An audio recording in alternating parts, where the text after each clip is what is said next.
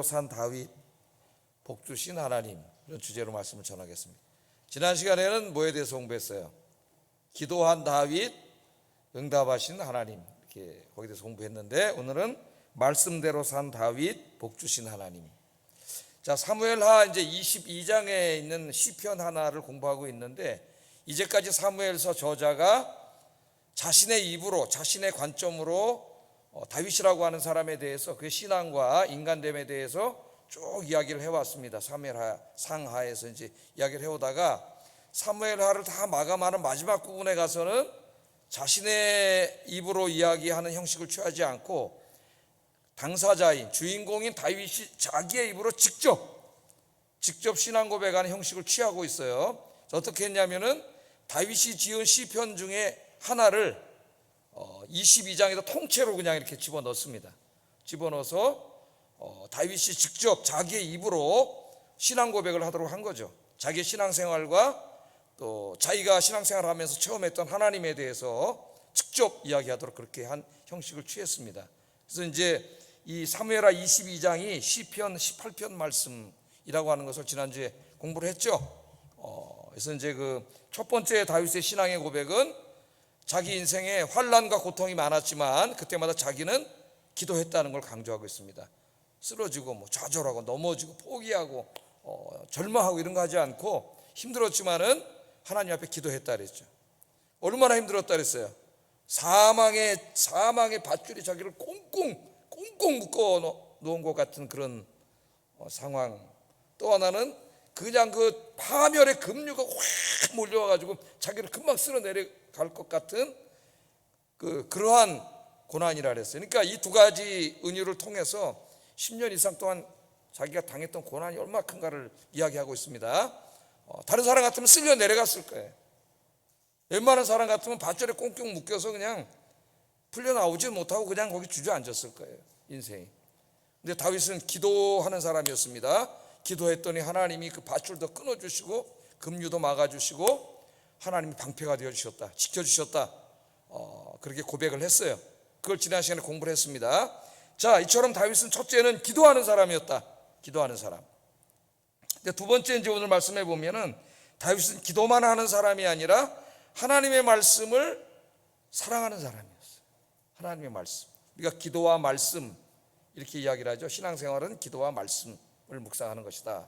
다윗은 기도하는 사람이었으면서 동시에 하나님의 말씀을 사랑하고 그 말씀을 늘 가까이 두고 그 말씀을 묵상하고 자기 마음대로 살지 않고 말씀대로 살았다는 것을 오늘 간증하고 있어요. 그래서 자기가 이렇게 말씀대로 다 살았더니 하나님의 말씀대로 산 대로 하나님이 갚아주셨다. 그렇게 오늘 고백을 하고 있습니다. 그래서 오늘 이 부분을 좀 묵상해 보려고 합니다. 자, 성경을 읽어보면 누가 복 있는 자인가에 대해서 말씀을 하고 복 있는 사람에 대해서 여러 가지 형태로 이제 하나님께서 말씀을 하시는데 그 중에 이제 하나가 뭐냐면은 하나님의 말씀을 주야로 읽고 묵상하고 그 말씀대로 사는 자가 복이 있다고 성경은 이야기해요. 구약의 대표적인 말씀이 신명기 6장 1절 3절 샤마 이스라엘 말씀입니다. 한번 읽어보겠습니다. 누가 복 있다고 얘기하는지 한번 읽어봅니다. 시작.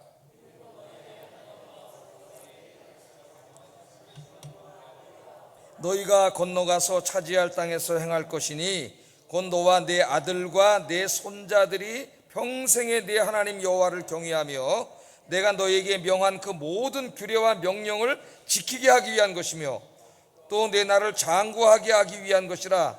이스라엘아, 듣고 삼가 그것을 행하라. 그리하면 내가 복을 받고 내 조상들의 하나님 여호와께서 내게 허락하심 같이 젖과 꿀이 흐르는 땅에서 내가 크게 번성하리라.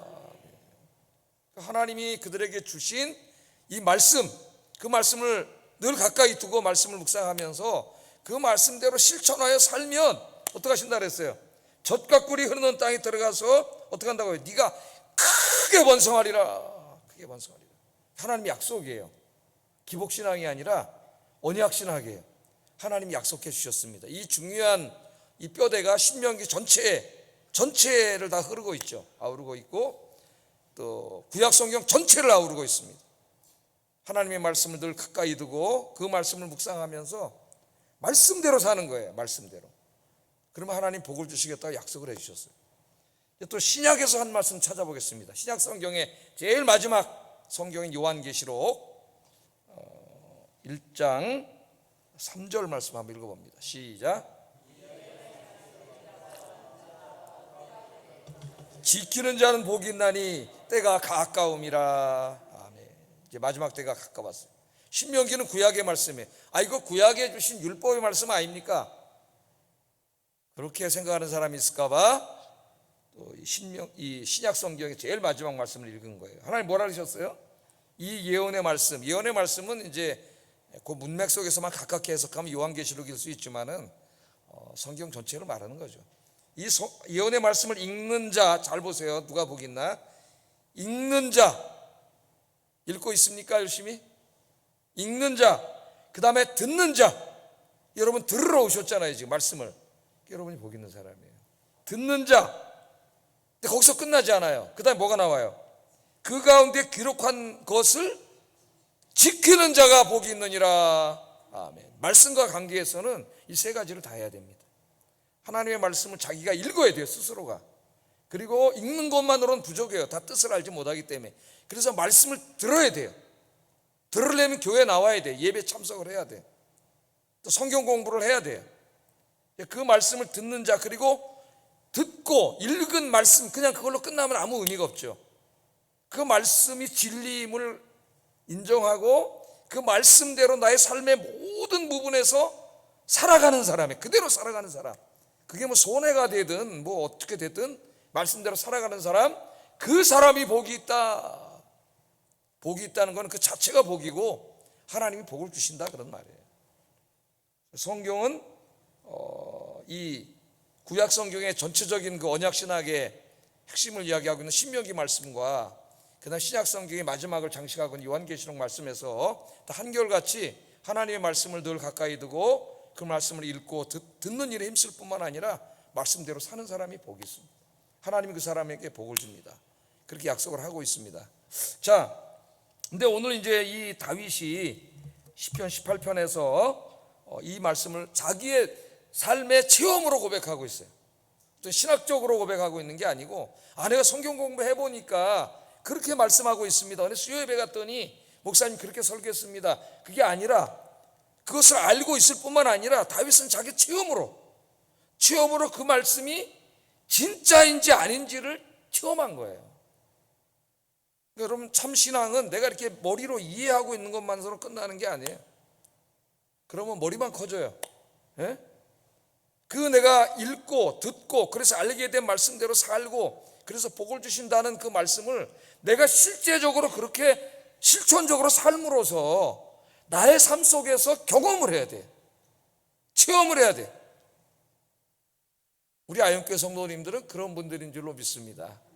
그게 굉장히 중요한 거예요. 성경 말씀을 다 읽고 설교를 듣고 그렇게 내가 삶으로서 진짜 내가 그렇게 살 때 하나님이 어떻게 하시는지, 성경 말씀대로 약속대로 신실하신 하나님이신지 그것을 내가 체험해야죠.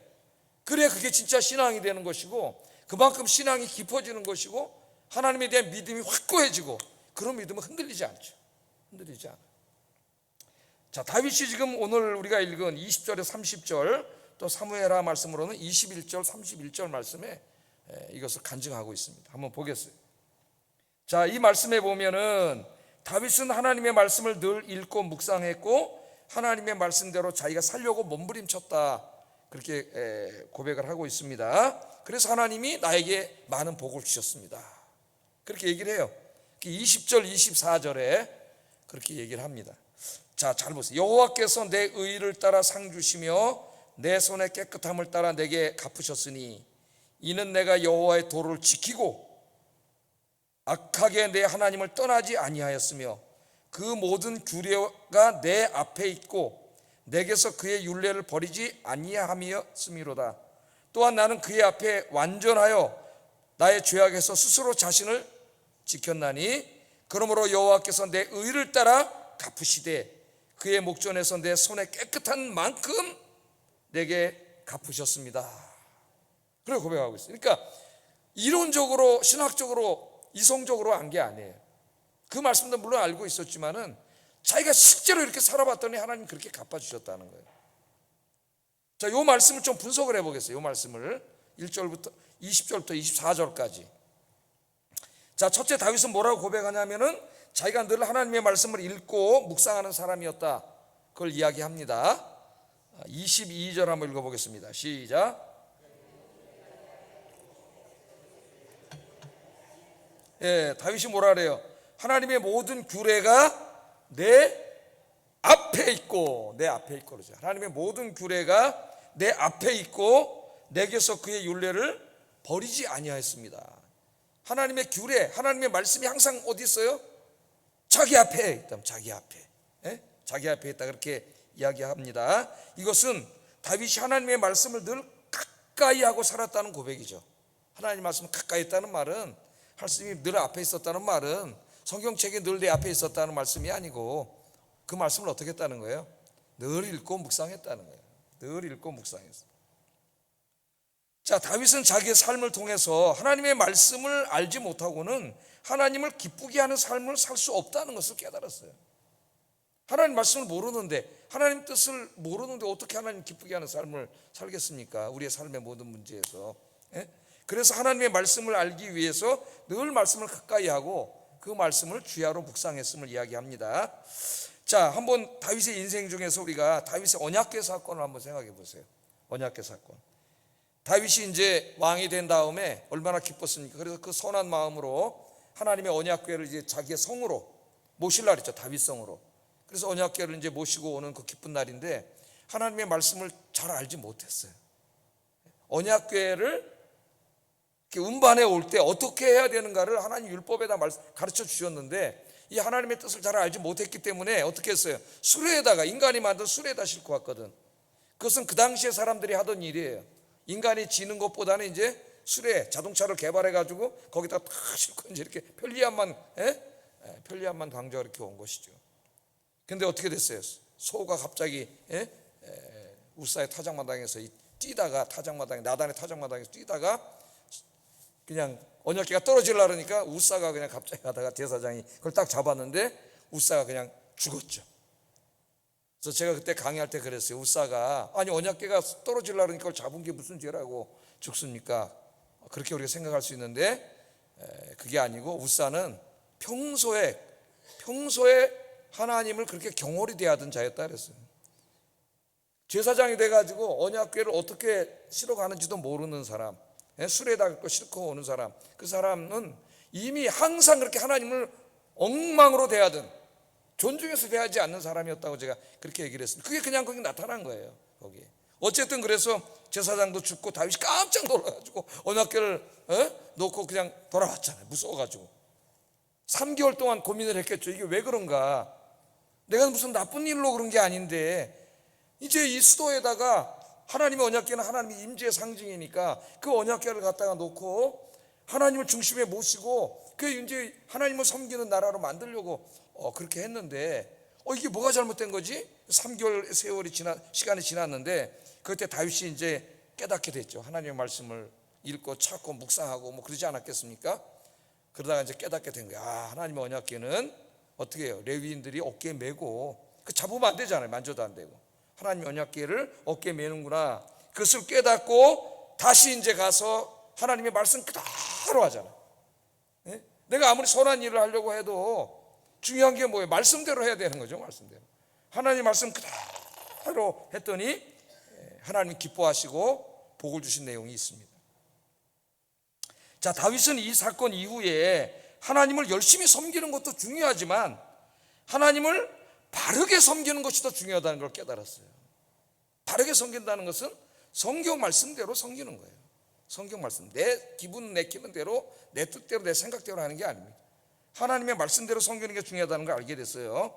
그래서 다윗은 항상 하나님의 말씀을 가까이 두고 그 말씀을 주야로 묵상하면서 왕으로서 나라를 다스릴 때에도 항상 어떻게 했어요? 하나님 말씀이 무엇을 말씀하시는가? 그렇게 살았다는 거예요, 자기가. 그래서 자기가 하나님을 기쁘시게 하는 의로운 삶을 살 수 있었다고 오늘 고백을 합니다. 자, 누가 복받은 사람인가? 누가 복 있는 사람인가? 하나님의 말씀을 이처럼 사모하는 사람, 말씀을 가까이 하는 사람, 늘 읽고 묵상하는 사람, 내 삶의 모든 영역에서 사소한 일 하나까지도 다 하나님의 말씀대로 순종하려고 노력하고 애쓰는, 그게 진짜 신앙생활이다. 그래서 우리 예수님도 너희가 진짜 나를 사랑한다면 내 말을 지키라 그랬잖아요. 거기 바리새인들, 제사장들, 율법 선생님들, 신학 학자들, 뭐 지금으로 말하는 신학교 교수들, 뭐 그냥 엄청나게 하나님 사랑한다는 유대인들 다 하나님 사랑한다 그러잖아요. 근데 예수님이 와서 보시니까 지네 멋대로 하시는 생활이, 하나님 말씀대로 살지 않아요. 그래서 예수님 뭐라 그랬어요? 나를 사랑한다고? 하나님을 사랑한다고? 그럼 먼저 어떻게 해야 돼요? 하나님을 사랑하는 행동이 하나님 말씀을 지키는 거예요. 하나님 말씀대로 살지 않으면서 뭘 하나님을 사랑해? 하나님 말씀, 나를 사랑하면 내 말을 지키라. 하나님 그렇게 우리 예수님 말씀을 해주셨죠. 그래서 시편 1편 1절 3절에 다윗이 이런 고백을 했어요. 시편을 들어가는 이제 대문이나 마찬가지인데 시편 1편은 한번 읽어보겠습니다. 시작.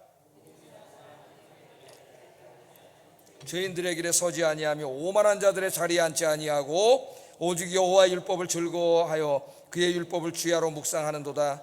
그는 시냇가에 심은 나무가 철을 따라 열매를 맺으며 그 잎사귀가 마르지 아니한 같으니 그가 하는 모든 일이 다 형통하리로다. 이것도 같은 고백이에요. 같은 고백. 이 말씀도 복 있는 사람은 지금도 하나님의 복을 받고 살고 있고, 하나님의 복을 받을 사람, 그 삶의 형태가 지금 우리가 누가 봤을 때도 복 있는 사람은 어떤 사람이에요? 악인의 꾀를 쫓지 않아요. 세상 사람들의 그런 잔꾀나 그런 세상 사람들의 가치관, 사고방식, 삶의 방식을 따르지 않아요. 그런데 쫓아가지 않아. 어떻게 하니까 돈 많이 벌되더라, 어떻게 하니까 뭐 즐겁되더라, 그런 거 따르지 않아요. 이 사람은 어떤 사람이에요? 복 있는 사람은 어떤 사람이라 그랬어요? 여호와의 율법을 즐거워하며, 세상을 즐거워하는 게 아니라 여호와의 말씀을 즐거워해. 그 율법의 말씀을 주야로 묵상하는 자로다. 주야로 묵상. 주야로 묵상만 하는 게 아니라 그 말씀대로 사는 거죠. 다윗이 지으시잖아요. 그 말씀대로 사는 거예요. 그런 사람의 인생은, 그 다음에 여기 비유로 말씀을 하시잖아요. 뭐와 같다 그랬어요? 시냇가에 심은 나무가 철을 따라 열매를 맺으며 그 잎사귀가 마르지 아니한 같다. 그런 사람의 인생은 시냇가에 심겨진 나무와 같다는, 시냇가에 심겨진 나무. 시냇가는 은유적으로는 하나님의 성전을 가리킬 수도 있습니다. 시냇가는 어때요? 물이 항상 넘치고 거기서 수분과 자양분이 많은 곳이에요. 그리고 거기 있는 나무는 사시사철 어때? 마르지 않고 나무가 크게 자라고 잎사귀가 무성하고 많은 열매를 맺게 되죠. 인생이 그렇게 된다는 거예요. 늘 하나님과 가까이 하면서 그의 말씀을 묵상하고 말씀대로 사는 사람의 인생이 이와 같다. 결국 자기의 인생을 통해서 다윗이 그걸 보여줬잖아요. 그렇게 고백을 합니다. 시편 119편, 그 유명한 말씀이 제일 긴 시편인데 읽어보면은 여기에 이 하나님의 말씀에 대한 고백이 상당히 많이 나와요. 119편 97절 한번 읽어보겠습니다. 시작. 어찌 그리 사랑하는지요, 내가 그것을 종일 작은 소리로 읊조리이다. 아멘. 내가 주의 법을 어찌 그리 사랑하는지요. 감탄문으로 썼는데 어찌 그리 사랑하는지, 평소문으로 바꾸면 어떻게 돼요? 너무나 사랑합니다, 그 말이죠. 너무나 사랑합니다. 중학교 가면 이제 영어 배울 때 감탄문 배우고 감탄문을 평소문으로 바꾸는 걸 배우는데, 어찌 그리 사랑하는지요 평소문으로 바꾸면 너무나 사랑합니다. 너무나 사랑합니다. 그래서 어떻게 했다고요? 그것을 종일, 하루 종일 작은 소리로 읊조리이다. 읊조렸다 그래요. 그 성경을 읽을 때 그냥 눈으로만 읽어도 좋지만은 눈으로 읽으면 자꾸 잡념이 생겨요. 잡생각이 생기고 집중이 잘 안 되는 사기 때문에 약간 작은 소리로 읊조리는 게 좋습니다. 소리 읽으면서 이렇게 여호와는 나의 목자시니 내게 부족함이 없으리로다. 그럼 이게 소리가 바깥으로 나가가지고요 다시 객관적으로 나에게 들려요. 한번 해보세요. 이렇게 묵상하면서 여호와는 나의 목자시니 내게 부족함이 없으리로다. 그 말씀이 나한테 다시 들려온다니까요. 말씀이 하루 종일 읊조렸다는 거예요. 하나님 말씀. 여러분들에게 이런 은혜가 있기를 주의 이름으로 축복합니다. 또 119편 148절 한번 읽어보겠습니다. 시작. 새벽녘에 눈을 떴나이다. 주의 말씀을 조용히 읊조리려고, 그러니까 이 사람들의 성경 읽는 습관은 읊조리는 거예요. 조용히 읊조리려고 새벽에 눈을 떴습니다.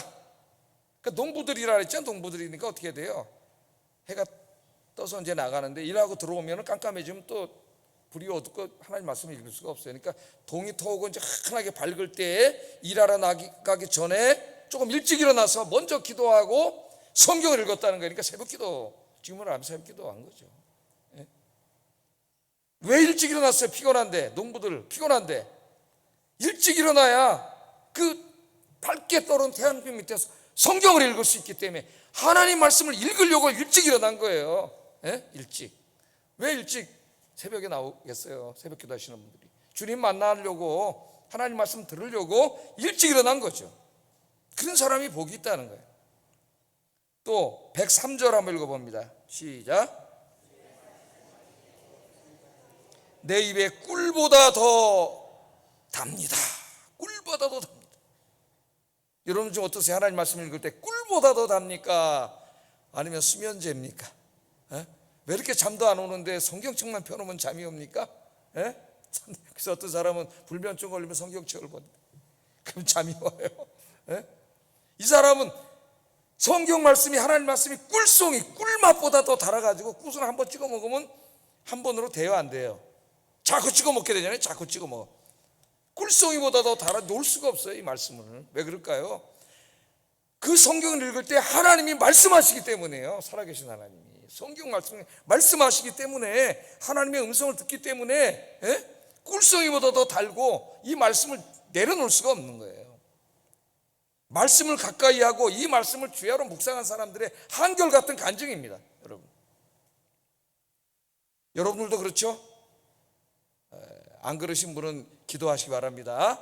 기도하면서 성경 읽으면 정말 성경 말씀이 너무 꿀송이같이, 연속국만 꿀송이같이 달지 말고 이 성경 말씀이 꿀송이같이 달아서 이 성경 말씀 읽으면서 큰 힘을 얻고 하나님의 응답도 받고 말씀도 듣고 깨닫게 하시는 하나님 말씀도 듣고 위로도 받고, 할렐루야. 그래서 우리 주님이 뭐라 그랬어요? 사람이 떡으로만 살 것이 아니요 하나님의 입에서 나오는 말씀으로 살 것이라. 영의 양식이잖아요. 떡 안 먹으면 죽잖아요. 한 끼만 안 먹어도 배고파서 난리를 치면서, 하나님 말씀은 일주일 안 먹어도 배가 안 고파. 비정상적인 거죠. 영적인 가람이 있어야 돼요. 영적인 가람, 영적인 배고픔, 영적인 갈증. 갈증이 나야 물을 먹듯이 영적인 갈증이 나야 하나님 말씀을 읽고 듣고 묵상하잖아요. 이 하나님에 대한 이 사랑, 하나님 말씀에 대한 사랑이 충만하기를 주의 이름으로 축복합니다. 자, 그런데 이제 이 다윗은 오늘 이 계속 말씀 보면은 이렇게 하나님 말씀을 읽고 묵상하고 그냥 내 성경 지식 많이 알았네, 그렇게 끝나는 사람이 아니라 읽고 묵상한 다음에는 자기가 그날 읽고 묵상한 말씀을 실천하려고 했었다는 거예요. 그게 중요하잖아요, 여러분. 큐티 하는 분들이 많은데요, 우리나라에. 큐티에서 가르치는 제일 중요한 게 뭐예요? 그날 말씀을 읽고 묵상한 다음에 그 말씀을 실천하는 거예요. 실천하지 않으면 의미가 없는 거예요. 다윗은 실천했다고 이야기합니다. 그래서 오늘 21절에 보면은 이는 내가 여호와의 도를 지키고, 그러죠? 악하게 하나님을 떠나지 아니하였으며. 그러니까 그 말씀을 늘 가까이 두고 읽고 묵상하면서 그 말씀 지켰다는 거예요. 말씀대로 악한 길로 가지 않고 세상의 길로 가지 않고 그 말씀대로 내가 살았습니다. 그렇게 고백하는 거죠. 말씀대로. 또 23절 한번 읽어보겠습니다. 시작.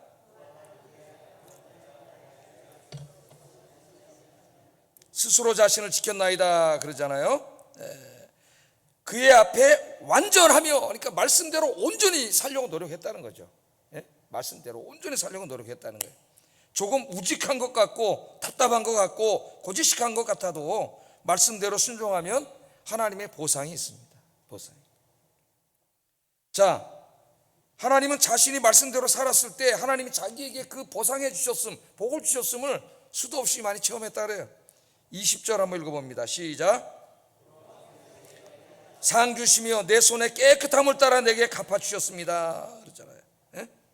내가 하나님 말씀을 읽고 그 말씀대로 사는 게 의예요. 그렇게 했을 때 내 의를 따라 거기에 비례해서 하나님 상을 주시고, 공부 잘해서 100점 맞으면 선생님 뭐 주세요? 상을 주시잖아요. 하나님 상을 주셨고 손에 깨끗함을 따라, 그 하나님 말씀대로 사니까 죄 짓지 않는 거죠. 손이 깨끗해. 도덕적으로 의로운 삶을 산 거예요. 깨끗하게. 그랬더니 그 깨끗하게 산 만큼 하나님이 어떻게 했다고요? 갚아주셨습니다. 갚아주셨습니다. 그렇게 얘기하지 않습니까? 다윗이 사울 왕에게 쫓길 때를 한번 생각해 보세요. 쫓길 때. 우리가 다 이미 공부를 했습니다. 사울을 죽일 수 있는 기회가 2번이나 있었죠. 뭐 여러 번 있었겠지만 2번, 대표적인 사건 2개를 기록하고 있는데요. 죽이기만 하면은 모든 고생이 한순간에 끝나고 왕이 될 수 있는 기회였습니다. 한 번은 숨어있는 동굴 속으로 들어와 가지고 그냥 뭐 맘만 먹으면 죽일 수 있었고, 한 번은 그 식광야에 있었는데 밤에 내려가 봤더니 다 너부러졌어. 호위병도 잠자고 있고 그냥 옆에 자고 있어. 왕이 그냥 칼로 콱 찍으면 죽는 그런 경우였잖아요. 너무나 쉽잖아요. 그러면 10년 동안 쫓겨다녔는데 하루아침에 고생이 끝날 뿐만 아니라 최고 권력자가 될 수가 있지 않습니까? 그 유혹이 대단한 거예요. 오늘 아침에 발람의 이제 그 돈에 대한 유혹에 대해서 우리가 공부를 했었는데, 평생 먹고 살 걸 준다 그러니까 발람이 선지자였지만 그거 획가닥한 거죠. 평생 대굴 같은 집을 짓고 거기서 평생 먹고 살 걸 줄 테니까 한 번만 저주해 주라. 한 번 저주하는 거 너무 쉬운데 그 돈에 대한 욕심에 이끌려 가지고 이제 그 망령된 길을 가게 되는데, 내일 아침에 또 이제 예고편 하나님 당나귀를 통해서 깨닫게 해주십니다. 예고편 해줬으니까 내일 오세요. 새벽에 오셔가지고 예고편 들었어요. 죽일 수 있었지만은 하나님이 기름 부음 받은 자를 인간이 어떻게 할 수 없다는 하나님의 말씀을 알고 있었기 때문에 주야로 묵상해 죽일 수 없는 거예요. 왜? 너무나 쉬워. 이거 아유 끝나는데 왕이 될 수 있는데 할 수 없는 거예요. 아무리 쉽고 빠른 길이라 할지라도. 왜? 하나님이 기뻐하지 않는 길이잖아요. 그거 어떻게 알았어요? 말씀을 통해서 한 거죠. 말씀을 통해서. 그래서 다윗은 하나님의 말씀에 순종하여 사울을 죽이지 않기로 결정을 하고 안 죽입니다. 부하들이 죽이자 그러잖아요. 이거 제가 하겠습니다. 한 방에. 너무 쉬운데 왜 이렇게 우리가 도망다닙니까? 여기 뭐 3,000명이 잡으러 왔는데 우리 지금 계속 우리만 어디 있다고 알려주면 죽이러 오는데, 이거 하나님이 주신 기회 아닙니까? 이 얘기까지 했어요. 하나님이 주신 기회입니다. 하나님을 얘기했어요. 그런데 그때도 뭘 판단해야 돼요? 그게 하나님의 뜻에 옳은 것인지를 판단해야 돼요. 하나님의 뜻에 옳은지를 판단하려면 하나님의 말씀을 알아야 돼요. 알아야 돼요. 다윗이 인간적인 지름길을 포기하고 멀고 힘든 고난의 길이지만 하나님의 말씀의 길을 선택했을 때 하나님께서 몇 배로 다윗에게 보상해 주신 줄로 믿습니다. 24절 한번 읽어보겠습니다. 시작. 그의 목전에서 내 손이 깨끗한 만큼 내게 갚아주셨습니다. 말씀에 따라 이렇게 살고 죄짓지 않고 이렇게 하나님 말씀대로 산 만큼, 그만큼 하나님이 보상해 주셨다 그러잖아요. 갚아주셨다고. 다윗은 이걸 어떻게 알았어요? 체험했어요. 경험을 했어요. 여러분도 그렇게 사셔서 이런 하나님을 경험하시기를 주의 이름으로 축복합니다. 제가 옛날에 한번 말씀을 드린 예화인데, 저희 누님 교회 근처에 이제 우리 누님이 저에게 가르쳐 주신 말씀에서 제가 직접 가서 한번 봤습니다. 그 가게를. 그 교회 밑에 청과물 상회가 하나 생겼다 그래요. 근데 그 얘기를 해주더라고. 이제 조그만 구멍가게 같이 이제 청과물 가게를 냈는데 그 건너편에 슈퍼 대형 청과물 가게가 있었대요. 근데 이제 우리 누나 생각에 저게 되겠나, 저게 큰 가게가 앞에 있는데 이런 생각을 했는데, 이제 이렇게 한두 주 있다 가끔씩 내려가 보면 사람들이 굉장히 많더래요. 이쪽에는 없고 큰 데는 없고 작은 데만 여기 사람들이 모여드는 거예요. 그래서 얘기를 가서 해봤더니 이 사람은 교회 다니는 사람이에요. 근데 조그만 구멍가게를 만들어 놓고 이 사업의 원칙을 세웠어요. 원칙을 2가지를 세웠대 말을 하는데, 간증을 하는데, 주일날은 무조건 문 닫는다. 2번째, 야채와 과일은 최고의 품질의 것을 갖다가 싼 가격에 판다. 이 2가지, 내가 하나님의 사람으로서 그렇게 장사하겠습니다. 2가지를 했다는 거예요. 기독교적인 양심을 가지고 가게를 조그맣게 시작했습니다. 처음에는 한두 명씩 이렇게 왔는데 사람들이 와보니까 야채와 과일의 품질이 저쪽 대형마트하고는 상대가 안 돼. 저쪽 가면 좀 시들고 막 이랬는데 여기는 막 진짜 생생한 거예요. 막 아침에 와서 떼어왔는지 어디서 떼어왔는지 비싼 거 떼어온 거예요. 이문이 얼마 안 남더라도. 그걸 갖다 하니까 입소문이 금방 나잖아요. 동네에서 야, 저쪽 큰 집보다 이 새로 생긴 구멍가 여기가 이게 물건이 좋다니 사람들이 글로 가기 시작하는데, 나중에는 토요일 날 보니까, 주일날은 장사를 안 하니까 재고가 남을 수 있으니까 토요일 날은 세일을 해. 또 세일. 토요일 날 줄을 서, 그 조그만 가게 줄을 쫙 서 사람들이. 이쪽 가게는 없어 사람이. 예? 그래갖고 나중에는 그 망했대요. 이 대형마트는 망하고 건너편에다가 지점까지 차려가지고, 예? 그 얘기를 해요. 그래서 제가 한번 거기 가서 봤어요. 진짜 그 청가물가게가 있더라고 거기에. 예? 이 사람은 조그만 가게를 열었지만은 내 돈 많이 벌어야지, 그거보다는 하나님의 말씀대로 내가 장사하겠습니다, 주일날 반드시 주일 지키겠습니다, 두 번째 제일 품질 좋은 걸 갖다가 싼 가격에 우리 봉사하겠습니다, 이 두 가지를 지켰더니 놀라운 일이 벌어졌다는 거예요. 그러니까 이 사람이 바로 다윗이에요. 다윗. 자기 간증이잖아요. 이 신앙이 흔들릴까요? 내가 정말 하나님 말씀대로 살았더니 이렇게 하나님 복을 주셨습니다. 그걸 간증하는 거잖아요. 간증. 우리 아영교 성도님들의 인생이 그렇게 되기를 주의 이름으로 축복합니다. 자, 다윗은 이처럼 말씀대로 순종하여 살면서 하나님이 복 주시겠다고 약속하신 그 약속이 신실하신 하나님이 다 이루어 주셨음을 고백합니다. 그래서 오늘 이제 두 번째로 고백하는 게 뭐냐면, 하나님은 약속하신 것을 이루어 주시는 신실하신 하나님이다. 신실하신 하나님이다. 그러니까 지금 다윗에게 약속했고 다윗이 경험했던 그 하나님은 다윗의 하나님만이 아니에요. 모든 시대에 하나님을 섬기는 하나님의 자녀들의 하나님이시고, 그 다윗에게 약속하신 약속의 말씀을 하나님은 신실하시기 때문에 이 말씀을 읽고 지키는 사람에게 동일하게 이루어 주시는 줄로 믿습니다. 그래서 다윗이 고백을 하는 거예요. 25절 27절 한번 읽어보겠습니다. 시작. 완전한 자에게는 주의 완전하심을 보이시며 깨끗한 자에게는 주의 깨끗하심을 보이시며 사악한 자에게는 주의 거스르심을 보이시리니 주께서 곤고한 백성은 구원하시고 교만한 눈은 낮추시리다. 그렇게 다 살았더니 그대로 다 하나님이 약속대로 다 이루어 주셨어요. 신명기 약속대로 다 이루어 주셨어요. 예? 그러니까 인간은 약속을 잘 안 지키고 그렇지만 하나님은 약속하신 1.1획도 어긋남없이 다 지켜주셔요. 신실하신 하나님이세요. 오늘 여기 보면 첫 번째 말씀에 하나님은 자비로운 사람에게는 자비로움을 나타내 주십니다, 이렇게 말을 했는데, 이게 이제 오해할 수가 있어요. 자비 그러면은 사람들에게 베푸는 자비, 그러니까 다른 사람에게 내가 자비를 베풀었더니 하나님 나에게 자비를 베풀어 주셨습니다, 이렇게 오해할 수가 있습니다. 물론 그것도 성경 말씀 그런 말씀도 있어요. 근데 여기 자비로운이라는 말은 히브리 말로 하시드라는 말을 번역한 것인데, 인간 사이의 사랑을 말하는 것이 아니라 하나님을 사랑하는 거룩한 사랑을 의미해요. 거룩한 사랑. 그래서 좀 다른 말로 번역했으면 더 좋지 않았을까 이런 생각이 듭니다. 그래서 영어 성경 NIV는 faithful, 신실한 사람, 하나님께 신실한 사람에게는 하나님의 신실함을 보여주셨습니다, 이렇게 번역을 하고 있습니다. 자, 그래서 한번 좀 재밌는 번역을 한번 보고, 공동 번역은 이렇게 번역을 했어요. 읽어보겠습니다. 시작. 한 마음으로 위해 주십니다. 이걸 좀 완전히 풀어가지고 우리 자비로운 이렇게 했잖아요. 그게 아니라 한 마음으로 당신을 위하면, 당신은 누가? 하나님이지. 내가 한 마음으로 오직 나뉘지 아니하는 한 마음으로 하나님을 섬겼더니 하나님이 그렇게 한 마음으로 역시 나를 위해 주셨습니다, 이렇게 번역을 완전히 풀어서 해석한 거예요. 이거는 이제 새 번역은 영어 성경하고 비슷하게 번역을 했어요. 한번 읽어보겠습니다. 시작.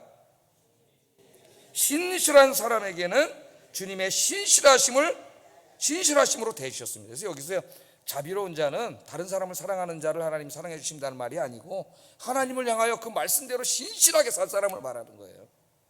신실하게 산 사람에게는 하나님도 역시, 내가 신실했잖아요, 하나님 앞에. 하나님도 역시 나에게 신실한 하나님으로 세워주셨다는 거예요. 잊지 마시기를 바랍니다. 자, 하나님을 사랑하고 하나님의 말씀을 사랑하는 신실한 사람에게 하나님도 역시 신실하신 하나님이 되어주셔요. 또한 완전한 자에게는 완전하심을 보이시고 깨끗한 자에게는 깨끗하심을 보이십니다. 완전한 자, 깨끗한 자는 다 아까 제가 설교했죠. 하나님의 말씀대로 산 사람이고, 그래서 죄 짓지 않고 깨끗한 사람, 도덕적으로 의로운 사람, 그 사람에게는 그 사람이 그렇게 말씀대로 의롭고 깨끗하게 산 그대로 하나님이 다 보상해 주셔서, 청가물 장사처럼, 그렇게 다 자기에게도 보상해 주셨다, 그렇게 얘기를 하고, 여기 완전하다는 말은 흠이 없다는 말입니다. 흠이 없는 사람이란 말씀 그대로 순종해 산 사람을 말하는 거죠. 자, 그러나 사악한 자에게는 하나님께서 그 인생을 거스르셨다고 얘기를 해요. 사악한 자는 하나님의 말씀을 무시한 채 자기의 이익을 위해서 하나님 말씀을 둬버리고 야비하고 교활하게 죄 지으면서 비윤리적으로 불의하게 산 사람, 깨끗하게 살지 않은 사람을 말하는 거죠. 그런 사람에게는 하나님이 그가 그렇게 살았기 때문에 그렇게 대응해 주셨다는 거예요. 다윗이 이걸 얘기합니다. 그리고 또한 뭐라고 고백해요? 곤고한 백성은 구원하시고 교만한 노는 낮추셨습니다. 이게 다 신실하신 하나님에 대한 고백이에요. 곤고한 사람이란 사회적으로 하층에 속한 사람, 그래서 세상에 미련두지 않고 하나님만 의지하고 사는 사람을 말합니다. 하나님께서는 이 땅에서는 비록 곤고하게 살고 있고 가난하게 살고 있다고 할지라도 하나님을 의뢰하고 사는 사람, 하나님의 말씀대로 사는 사람에게 구원을 주신다고 약속을 해요. 여기서 말하는 구원은 영적인 영혼의 구원을 말하는 게 아니라 인생 역전을 말합니다. 인생 역전. 다윗이 바로 그런 사람이었잖아요. 다윗은 곤고한 사람이었어요. 왕이 죽이려고 10년을 쫓아다녀. 사람들이 보기만 하면 신고해. 왜? 왕이 언젠가 잡혀 죽을 거니까. 그런 곤고한 사람이 어디 있겠어요? 그런 희망이 없는 사람이 어디 있겠어요? 그러나 그런 가운데서도 기도하고 하나님 말씀대로 살았을 때 하나님이 구원해 주셨다는 것은 영혼을 구원했다는 말이 아니라 그 인생을 역전시켜 주셨다는 거예요. 역전시켜 주셨다는 거예요. 그래서 다윗이 뭐가 돼요? 왕이 되지 않습니까? 왕에게 쫓겨다니면서 죽을 수밖에 없는 곤고한 자였는데 누가 그 사람이 왕이 되리라고 생각이나 했겠어요? 사울 왕이 시퍼렇게 살아있고 맨날 군사를 이끌고 죽이러 다니는데 하나님이 구원해 주셨어요. 역전시켜 주셨어요. 여러분 힘들고 어려운 일 그런 가운데 있더라도 힘내세요. 기도하시면서 말씀 묵상하고 말씀대로 사세요. 언젠가는 하나님이 뒤집어 주실 줄로 믿습니다. 이 땅에서는 별거 아니에요. 진짜 역전은 어디서 일어나요? 하나님 나라에서. 하나님 나라가 이 땅에 이루어졌을 때 그게 진짜 백이지. 이 땅에서는 끼케야 100살도 못 살고 죽을 건데 그 하나님 나라가 이루어졌을 때 대역전이 일어나는 줄로 믿습니다. 그게 종말론적인 대반전이라 그랬잖아요. 종말론적인 대반전. 이 땅에 살 때는 곤고하고 가난하고 힘들게 그렇게 살았지만 힘없이 살았지만 그 가운데 기도하고 하나님을 경외하고 말씀대로 산 사람에게 엄청난 대반전이 있는 거죠. 하나님이 그렇게 해주실 줄로 믿습니다. 그러나 이 땅에 조금 돈이 있다고 권력 있다고 교만하고 자기 멋대로 산 사람은 하나님이 어떻게 한다? 낮추셔. 이 땅에서만 낮추는 게 아니라 하나님 나라에서 낮추셔요. 하나님께서. 다윗은 하나님의 말씀대로 순종하며 사는 중에 하나님은 하나님을 사랑하고 하나님의 말씀을 사랑하여 그 뜻대로 사랑하는 다윗에게 복을 주셨고 다윗은 그것을 체험했어요. 하나님은 정말 신실하시는구나. 말씀대로 약속대로 그렇게 살면 하나님 그대로 다 이루어 주시는구나. 이 하나님을 체험하시기를 주의 이름으로 축복합니다. 그래야 진짜 신앙이 돼요. 다윗이 이처럼 철저하게 하나님 말씀에 순종하여 살았을 때에 이제는 구체적으로 하나님 신실하신 하나님이 어떻게 해주셨는가를 얘기하는데 28절 한번 읽어보겠습니다. 시작.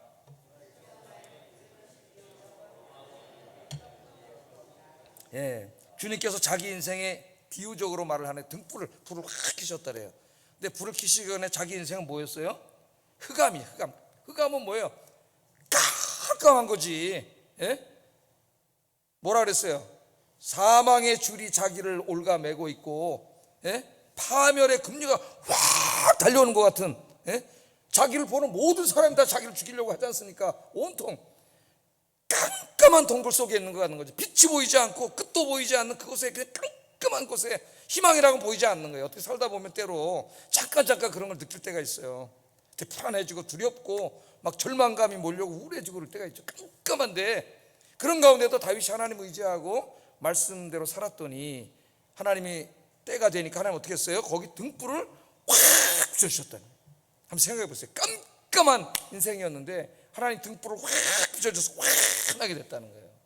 비유적인 말씀인데 내 설교하면서 가슴이 시원해지네. 지금 가슴이.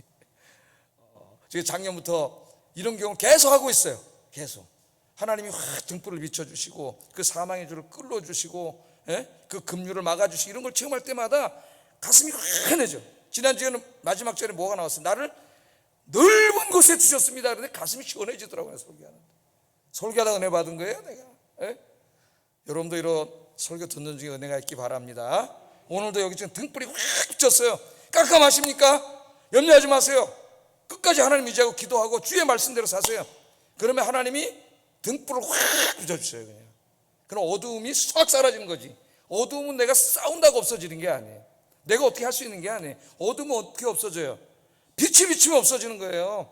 하나님의 광명이 빛이 비치면, 은총이 빛이 비치면 내 인생의 어두움 싹 사라지는 거예요. 불안의 어두움, 우울의 어두움, 고통의 어두움, 질병의 어두움이 싹 사라지는 거예요. 이 축복이 여러분의 인생에 있기를 주의 이름으로 축복합니다. 그래서 두 번째 자기가 누리게 된 복이 뭐냐면은 흔들리지 않는 신앙을 갖게 됐다는 것. 29절 한번 읽어보겠습니다. 시작.